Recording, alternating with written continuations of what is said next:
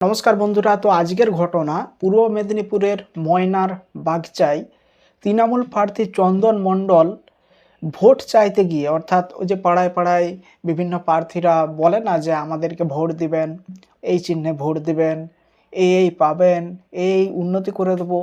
তো এই রকম যে সব রকমের পার্টিরা নেতারা যায়, তো সেই ধরনেরই এই চন্দন মণ্ডল কিন্তু গিয়েছিলেন এবং যাওয়ার পরে কিন্তু তাকে একজন মহিলা ঝাঁটা হাতে নিয়ে তাকে দৌড়োয় এবং এমনও জানা যাচ্ছে যে তাকে মারে এবং তার সাথে থাকা তৃণমূল কর্মী যারা আরও ছিল প্রায় 15 জন কিন্তু সেখানে মার খেয়েছে।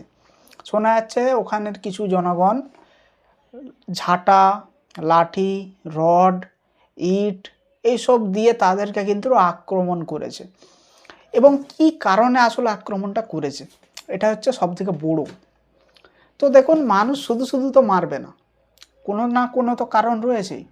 তো 2021 সালে কিন্তু ওই এলাকাতে বিজেপি সরকার কিন্তু জিতে এবং তৃণমূল প্রার্থী যেহেতু হেরে যায়, তাই বিজেপির সেখানে কিন্তু দবদবা তৈরি হয়ে গেছে।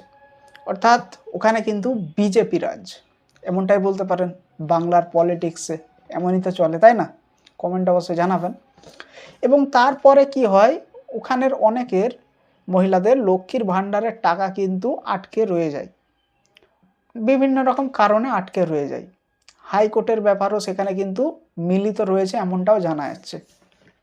মিলিত মানে হাইকোর্ট থেকেও কিন্তু নানা রকম ওখানে হয়তো অর্ডার বা কিছু একটা সমস্যা হয়েছে এবং এই সমস্ত ধরনের কারণগুলির জন্য সেখানে কিন্তু অনেক মহিলা লক্ষ্মীর ভাণ্ডারের টাকা পায়নি।